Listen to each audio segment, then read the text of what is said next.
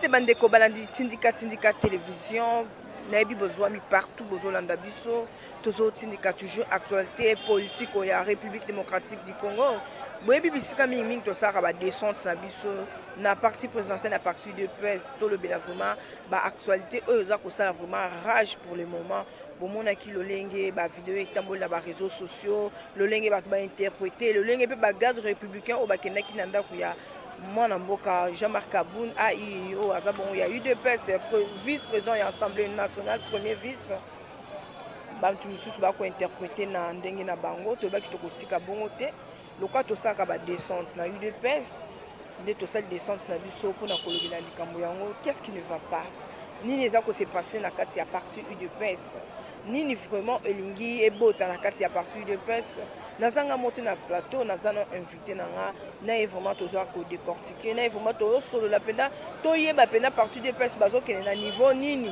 pour lelo e comme boye tozo mona na ngambo kuna lolenge bato bazaka full déjà là to yaka UDPS bato bazali susute na yango na ko présenter ba mbote nanga pa ya invité nanga et bonjour bonjour madame la journaliste bonjour na balanino sur Tinika télévision. C'est votre humble serviteur Guilain Chibouaba, le vrai descendant de Tchène Sekedi, Molobela tous les parlementaires. Tout le monde a eu l'équipe la Pébiso, ils ont kamouissa biso, le ligne vidéo circula qui, voire même l'homme n'a benga qui pour confirmer que ce vraiment maramango est solo. Ni les gens qui s'est passé dans la carte, il y a parti des PES. Oh le tout le monde il y a président Jean-Marc Kaboun, au bagarre républicain, mon boulot des ordres. C'est comme si tu avais une valeur dans la partie. Madame la journaliste, le vrai problème est Nini. Certains conseillers, le mal intentionné, il y a Tata Moukonzeko, le Félix Antoine, c'est notre consolateur, ne veulent pas la tête de Jean-Marc Kabounda Kabounda, on a bien la fidélité pays. Le problème est Nini. Certains conseillers, quand on dit Jean-Marc Kabounda Kabounda Lobaka, la journée de la Babi, certains conseillers proches du chef de l'État, bazoninga, ba affaiblir l'IDPS, ba aliko créer, ba sous-parti dans la carte l'IDPS pour fragiliser la force de l'IDPS. Madame la journaliste, le problème est Nini. Kotambo dans la sens unique, ils allaient valeur ou des antivaleurs. Qu'est-ce que Jean-Marc Kabounda Kaboun a sali par rapport à la vidéo Rozo Kawana? Le problème est garde républicaine Wana. Azali mutu atambola l'un des conseillers ya Tata Moukonzeko. Jean-Marc Kabounda a zongisi na molongo. A ebisi que pouvoir ya anti-valeur te, eza pouvoir ya ba valeur. Il faut que tu incarnes ba valeur na kati. C'est l'air azongisa ki na molongo. Ayeba ki mutu ni na bandai ko azaki na kati. Comme journaliste, biso IDPS nous avons lutté pendant 37 ans c'est tout ya ba valeur. Le vrai problème est ali nini madame la journaliste. Même ba membre ya famille biologique na famille politique na biso.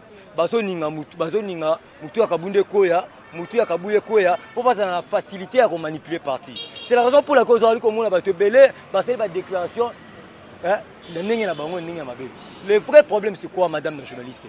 Biso IDPS parce que le chef de l'État si j'ai de bons souvenirs Alobaka était le changement c'est Martin Fayulu.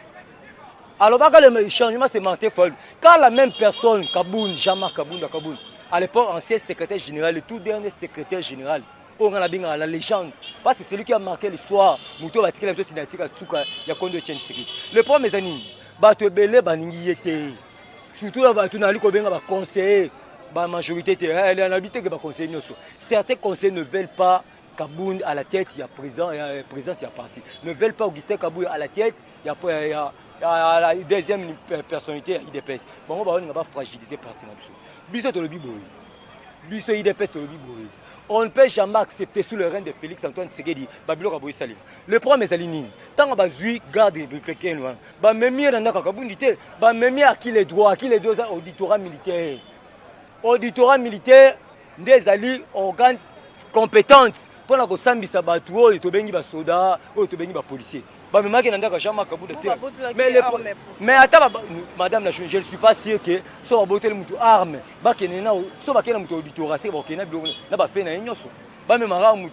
je pense pas. On est à réseaux sociaux. Mais ce qui est vrai, il y a un groupe d'individus qui ont besoin de la tête, il y a parti dans la société. Madame la journaliste, soyons sérieux. Garde républicaine, tant qu'on a dans le sens unique. Vous allez défendre la valeur ou vous allez défendre l'antivaleur. Il y a un le premier vice-président Parce qu'il représente l'institution Assemblée nationale. La deuxième personne, l'institution Assemblée nationale. Yebisangaï. Azali kotambola sans cynique, azali kotambola na ndenge ya aliment. Azotambola ndenge aliment. Le problème est les gens ne veulent pas la vérité. Et puis, qui a donné l'ordre à la garde républicaine, allons à la Kachachi, aya inde, na le pangu, oh, il y a Jean-Marc Kabunda Kabo, ils ont mis dans le mami, na quartier qui n'a pas pour saboter. Madame la journaliste, il y a eu sabotage, madame la journaliste. C'est faux et archi-faux. Moi, j'étais là. Au moment où pas même 5 minutes, la Komiwana. Madame la journaliste, pour votre information, 4 rapprochés. 4 rapprochés. Il y a Jean-Marc Kabunda Kaboun, qui est la garde républicaine. Il faut qu'on se le dise. Hein? Il faut qu'on se le dise. Voilà, 4 rapprochés. Bon, Monica Ramouro Bakangi. Mais biso le problème est aligné. Garde républicaine a lu que mon conseil biso. La police a lu que mon conseil biso. Nous voulons amour et zala entre batubilo bibalewan. Le problème est aligné. Bato yo baela bato yo babundate. Oh to benga ba opportuniste politique. Ba communicateur, ba soit disant communicateur. Oh baela biso na bo consio. De ba ninga ba bazo ninga. Omoni ndengi chama kaza là où c'est là où repose la conférence du chef. Bara mi balé. Augustin Kabouya na Jean-Marc Kabouya. Bango si kotan ba to benga bango là où repose la conférence du chef. Bango ba ninga elo konate. Toi tu crois que moi Guilain Chibobo, je peux défendre les anti-valets, moi je défends le valet. Le que Jean-Marc Kabunda Kaboul a zoni sa ginden de kunabisu ya soda na nzela parce que banaki kotambola na ndenge ya mabe. Le vrai problème c'est ya ngwana. Comment madame la journaliste, biso IDPS, hein? Nous sommes là pour défendre le valet et non les anti-valets. C'est notre président, il représente notre parti, c'est lui qui engage le parti et puis il représente l'institution Assemblée nationale. On ne peut jamais façon de traiter, c'est inadmissible. Et puis je t'appelle la conscience, il y a pas de IDPS. Et là que Salamio, ils allaient signer fort. Oh le loto yo comme ça signer fort. Bazolo ba été IDPS comme on kabona en deux parties pour moi mboka Jean-Marc Kaboun il est pas dans la partie na e o na bande ko kaka ya IDPS ba soutenir kae par rapport on denga zakana bango bien prévenir akena même ko vendre na carte ba civil na cité na Kingabwa pour na mutunio so peuple nio so azaka vraiment bon na souci to pe ko mona et to pe ko plaider pour na bakana bango atika action na mutunio yango ezwa ko yango eza moko ya ba cause o lelo IDPS do kenya ko panzana. Merci de journaliste la banzi Jean-Marc Kabunda Kaboun à sa partie musuti en dehors IDPS. C'est le tout secrétaire général au compte de Tchèque ce qui est de mémoire à Tike la Bissou. On comprend? C'est que Makambo aliko a na partie na ezanyo so limité mamabe. Le bon ba nini nini. Muto azali à la tête. Il y a partie à la manipulable. Au moins ba conseiller no so aliko mona ba lebité tous les conseillers mais la majorité ba contre Kabouya na Kaboun. Ba nini nde ban ba so sa partie bien fait. Le parti est bien géré, madame la journaliste, bien géré.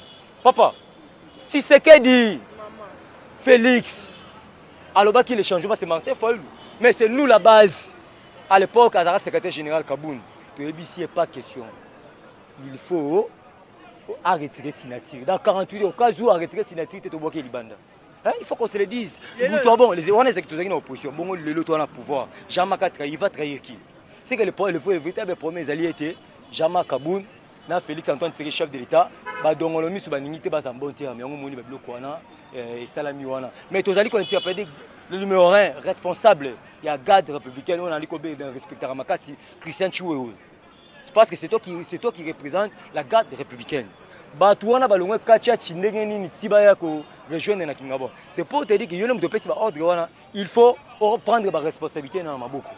Il faut prendre la responsabilité dans Maboko. Parce que les IDPS, on ne peut jamais accepter les antivaleurs et des méritants que Fachi Beto a sa président de la République. Biloko, c'est blaguer avec l'IDPS.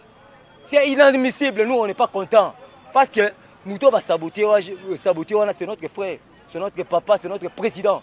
Biso Bananae, on ne peut jamais accepter notre papa à sa humilier dans sa sabon. Parce que quand Tchachi, baleki kobele komi, baleki ngaliema, baleki kitambo, baleki lingwala, baleki limete, sina kingabo. C'est pour te dire que c'est l'humiliation. Nous demandons aux responsables numéro 1, il y a garde républicain, Christian Chouéou, à Benda Batouné, na Sima, Moutounio Soazaki, dans le pan de Jean-Marc Kaboun, et c'est les chitiers Salamoussalalango comme il se doit. Parce qu'on est choqué. Quel genre d'humiliation? Le président Jean-Marc Kaboun, le premier vice-président président de l'Assemblée nationale à humilié au niveau bas. On n'est pas d'accord avec ça. Et puis, nous demandons aux opportunistes politiques. Le temps que ma membre est parti, parlementaire de vous, décision de rejoindre. Décision de acte de barbarie. On n'est pas d'accord avec ça. Parce que Mouto Emilien, il représente le parti. Il représente l'institution Assemblée nationale. Le quoi Emilien, on n'est pas d'accord. Et puis nous demandons que la justice soit faite. Moutounyoso, on a attaqué ma tambe na le pan de Jean-Marc Kaboun à l'interpeller par justice à subir rigueur de la loi. On est allé au Senga et Bisso IDPS Yangwana. Merci de Guilain Tubobois, tout ça pour avancer petit à petit. Tout le monde qui est président de la République dans le mois de décembre, ça qui va tourner à Bandaki Nakasai, et ce qu'il y a fêté, on a bandé pour la Kasai, mais tout le monde qui est absent, si à moi, Jean-Marc Kaboun, président CG Augustin Kabouya, bazala qui présente IDPS c'est parti monene za na Congo na ba province et belé bande ko na biso ya IDPS o bazana bakasai ba o bazana bandundu ba o bazana be côté bazana vraiment partout ba si là qui complète même pas chef d'état ba c'est collé là c'est comme si UDPS parti ezaka na limité c'est comme si UDPS ya ba est kuna ya ba intérieur kuna ya ba province qui para bango pensate bango baza considéré te bango baza lokola baza na parti te mais yango cause ya oyo eza moko ya ba cause oyo esalaki que Jean-Marc Kaboun na Augustin Kabou ya bakene kosala tournée na facilité pour balinga bayokisa masomo vrai ou faux. Madame la journaliste na bansi article 6 ya statut appartient à M. le Biboué. Tous les membres de l'IDPS sont égaux en droit et en devoir. Dans le Bibandeli, article 6 il appartient à M. le Biboué. Tous les membres de l'IDPS sont égaux en droit et en devoir. C'est que membres de l'IDPS, ils ont la liberté de Kingabote. Membres de l'IDPS, ils ont 26 provinces. C'est pour te dire que la Fédération Kanangezali, la Fédération Bouchima, la Fédération Lumambi, partout. Sauf que le but que Jean-Marc Kaboun a Kasaï pour Augustin Kabou et pour Emilien, c'est faux et archi faux. Jean-Marc Kaboun, il n'y a même pas une année à Ottawa-Zalakuna, à Kasaï. À Kendaki, il était à Kananga, il est après Kananga, il était à Chikapa. Le problème est aligné, madame la journaliste, les gens ne veulent pas la vérité. La véritable vérité, c'est que bande konabiso, bazali mal étationné, souci la bango ezali été tata mukonzeko là la bonne terme na IDPS. C'est ça le vrai problème. Bas à la bonne terme maintenant Jean-Marc Kaboun. Madame la journaliste, soyons sérieux. Kabouye est du Kasaï. Kaboun est du Kasaï. Bazala bande konamokuna. Est-ce que vous êtes sûr? Parce que mais vous avez vu la façon dont on a considéré Félix Antoine Tshisekedi pas la bango. Tant que chef de l'État a utilisé que Macha Moumen va traiter que tribal. Mais quand il avait utilisé ça, que s'il s'agit même de mourir pour que la paix revienne à l'est du pays, on a tribalisé mes acquités. C'est pour te dire que Batouana, Bazamité Bamabé, souci d'abord il dépêche à la diviser. Et ils allaient la diviser, mais je vous rassure, il dépêche au pouvoir aujourd'hui, il dépêche au pouvoir demain, il dépêche au pouvoir éternel, mais conformément à la démocratie. Parce que Hanse est toujours au pouvoir. Mandela n'est plus président, est mort, Hanse est toujours au pouvoir. Thabo Mbeki n'est plus président de la République, Hanse est toujours au pouvoir. Jacob Zuma n'est plus président de la République, Hanse est toujours au pouvoir. Notre priorité, c'est la conservation du pouvoir. Jean-Marc Kaboun et Augustin Kabou, ceux qui sont c'est par rapport à la festivité. Parce que les responsables de la partie au pouvoir. Pour la repère, ça va combattant, moi, je la festivité. C'est l'une des causes où ça qui était bakendé. Mais ça été parce que ma pas militaire, il c'est faux et archi faux. Au moins qui accueille, mais laissez-moi vous évoluer. Au moins qui va pas IDPS, au moins qui va militaire IDPS. Madame la journaliste, le vrai problème est allé été donc le met sous soit disant conseiller, je n'ai pas dit tous les conseillers. La majorité va conseiller, baningi muto Kabou, yana Kabunde Kouya pour pas manipuler IDPS malamu. Le col à la tête IDPS, to bazana muto baza manipulable, c'est ça la cause problème. Yango melikambo où tu vois, na la journée de la femme. Bino boy na IDPS, boza ba nouveau venu to yambi bino. Parce qu'article 6 le BT, tous les membres de l'IDPS sont égaux en devoir. C'est comme bien absolu Zaliwa. Vous comprenez? Botika ko intimider biso Kabunda zawana. Tant que tu as une opposition n'a pas si Kaboun nous a soutenus. Bozaka wapi. Bozalaka wapi bino le soir disant conseil bozaka wapi. Botika la biso Kabou yana Kaboun na biso à l'aise. Parce que nous avons la confiance à Batouana. Si c'est que Atika Kabouya porte-parole à l'IDPS Zalaga, vous avez la poste ni. Atika Kaboun le tout dernier secrétaire. On dit soit qu'il y a Chelsea, aucune équipe bonne à Londres. Babé en Chelsea. Drogba, du Kabou, Jean-Marc Kabou n'a pas Drogba. La carte de Chelsea. Soit qu'on a vu ma bé, il y a Didier Drogba à Chelsea. Bon, mabanga. Didier Drogba na Chelsea va benga les jeunes. C'est de la même manière avec Jean-Marc Kabouna Kaboun. C'est que Moutouna soit allé Obama ben Jean-Marc Kabouna à côté à la base. C'est que c'est notre frère, c'est notre sang. Nous avons souffert avec lui dans l'obscur. Madame la journaliste, au moni rétroviseur et permettre à conducteur à la cima. Kaboun Oyo, il a marqué l'histoire dans ce parti. Il nous a soutenus dans l'obscur. Tant que tu vas là, il y a Kabila dans Boutou Boutou. Kaboun est toujours fidèle. En tout cas, Jean-Marc Kaboun. On n'est pas d'accord dans l'ambassade de lobby. Madame la journaliste, on ne blague pas avec l'impérium. J'interpelle la conscience. Il y a pas de IDPS. Si nous avons la paix aujourd'hui, c'est grâce à cet impérium. On ne blague pas avec l'impérium. Gibaou, Wakanda, Jacques Ben, on ne blague pas avec l'impérium. Babylone, on a dit que ça, là, on a tout bien. Bozo pas posté, mais c'est parce que Fachi est le président de la République. So Kabou, il y a Kabou, il va le barater, retirer ta signature à base. Baby, nous sommes aux alatiers. Vous comprenez? C'est qu'il y a un minimum de respect dans le Moutoyo, tu serais d'attaquer la bisso. Yo, Jacquemin. Merci, merci Guilain Chiboboa, tous ceux qui ont cochité. Guilain Chiboboa, tout le monde a détournement il y a 14 millions de dollars. Ils ont détourné par Marcel Bilomba, pardon. Tout qui a détourné, mais absence, il y a IGF et Zamakas. Gilles Lalinguette, c'est comme si elle quoi apparaître. Tout le monde y attend mon commentaire à interpeller Marcel Bilomba, de qu'on a vu ça, qui détournement et tout éviter. Gilles Lalinguette, IGF et Zakapo na Bandeko, bah cause en pouvoir il y a 18 ans. To IGF a partout pour pouvoir honoraire OEA. Mon amboka fait en ce que tu veux. Merci bien madame la journaliste Nabanzi. IGF est le 15 septembre 1987. Mais nous avons senti les attributions, les responsabilités à IGF grâce à Félix Antoine Tshisekedi, chef de l'État. Le problème à Marcel Bilomba, au niveau de la partie pour votre information, il y a Tindika Télévision, nous avons suspendu. Monsieur Marcel Bilomba, secrétaire national adjoint en charge du budget à partir de Bissau, pour d'abord sauver le parti et puis pour proposer un discours envers la haute hiérarchie à parti. Pour la matérialité de détournement, Bissau doit justice. Actuellement, il est présumé innocent. S'il y a vrai que justice est interpellée, il a détourné, il sera arrêté. Bissau IDPS, nous avons lutté pour le valeur et non les antivaleurs. Actuellement, il y a un point de presse, Kolobaye te mongo wana ezalaki 14 millions te eza soki 30 000 et quelques bouées pour na laver. Madame la journaliste biso IDPS tolobi boye a détourné mbongo te mais lokola il y a des soupçons de détournement yango mo to pese suspension soki FPR olavé wana so engagé ka FPI biso to justice te tozo zelande justice ça la musala nango mais à l'époque ancien ministre intérieur ancien secrétaire général il y a soupçon, il y a détournement, il y a des faits réels, il y a 32 millions pour un bon instant.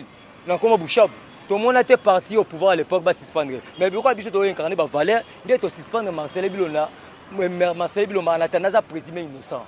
Si elle verrait que justice et le lobby qui a détourné, parce que nous avons lutté pour les valeurs et non les anti-valeurs. On parle madame la journaliste, nous avons intimidé, nous suspendre juste un nouvel ordre. Motuna suka vraiment ezabwe po to kabana Guilain Chiboboa to moni ndenge chef de l'État autonomé secrétaire exécutif ya Sénat o lelo yo to moni commentaire et pas ya professeur de vos kitoko wa secrétaire ya Seni pardon o lelo yo to moni de vos kitoko secrétaire ya moko ya lamuka kuna s'il ko déclarer pe ko lobana ba pandisango ko tweeter à lobby ete à lobby Seni et comme nango Parlement debout, il y a eu des pèses, n'importe qui, n'importe quoi, à quoi les capés, avant d'en aller bon, on a avec des Nikadima, assurance, moi quand ils ont pour la commémoration de ma ponami, il y a 2023. Merci madame la journaliste Nabanzi. Mouta Seniwana, ni membre IDPS, ni membre de la famille biologique IDPS, ou bien politique, Azali Moutoyo, Aouti Nangambu, il y a opposition. Marie-José Kapinga, madame la journaliste, biso toza kunate, azama membre IDPS point barre. Et puis bateau bali ko circuler na la télévision, o te secrématier, o ko palo se matier, o boy. Mais ko zala pe malamu hein. Bo le kapé na ba télévision, boloba mama procès à Chima, ya Rossi Chimanga. Boloba pe procès à Floribert Chebeya na régime à Kabila, tant baboma pe Floribert Chebeya. Parce que Kabila président de la République, on a tué Floribert Chebeya. Kabila, président de la République, on a tué Rossi Mukendi, activiste des droits de l'homme. Bon, les rappels à la télévision, bon, ça appelle à courage dans le régime à Kabila qui est Babomaki, Rossi Mukendi, dans Floribert Chébert. C'est pour te dire que le vrai problème est à l'Inini. On comprendre que IDPS sur le pouvoir, et puis je vous rassure, on n'a même pas les tensions. Il y a aussi le pouvoir. Bon, on comprend la vraie version. Madame la journaliste, notre priorité c'est la conservation du pouvoir. Mais c'est vrai. Parce que l'investisseur solo sur l'entreprise est belée. Général Motor, NCCC, pour votre information, trafic, Yangola, République démocratique du Congo. Depuis 1988 et Katanaki. Mais grâce à l'événement Félix Antoine Tshisekedi, relation et zongi, trafic et zongi. Angola, République démocratique du Congo. Bana Kolozu, c'est qui grâce à Tata Moukonzeko, Madame la gouverneure, Aïe, Fifi Masuka Kenaki Goinogi. On a besoin de 34 ans après, pour trafic. Il y a chemin de fer et ils ont entre l'Angola et la République démocratique. On a besoin de Bélangoté. Mais, c'est vrai. Tous ceux qui ont malé, mais les premiers années. Mboke Koufa, pour ceux qui sont en français, ils ont bien. Mais les pauvres, les premières années. Notre chef de l'État, Koutim Boka, a besoin de boulot. Par quel mécanisme tombola yango. Donnant le temps au temps, le chef de l'État, il est là. Merci Guilhem. Nous avons confiance en notre président de la République. Il fera mieux. Merci de journaliste. Ok, Banandi sur travers Tindika Télévision. Lancer message aux affaires. Ok, voilà. Mon ligne de courage par rapport à Yamarombo. C'est pas ça qu'hier. Donc, Bisson est comme la souka vraiment il y a émission. La personne qui na boss n'a pas piqué l'homme au pouvoir, on a Rufin qui sombe. Pourquoi pas aussi à toi Richard Long à triple code, difficile la différence depuis Paris. Chez Luté, t'es pas en London. Babi to lingana bomo ko mingi nde ekotonga vraiment ekolo nde ekotonga vraiment Congo o tozo nieta na se ya mabele o na sima caméra na moni Matisse bambote ebele et Mike Zola de la régie l'équipe Mombati Tindika Télévision to kutana bino soki nzambazo.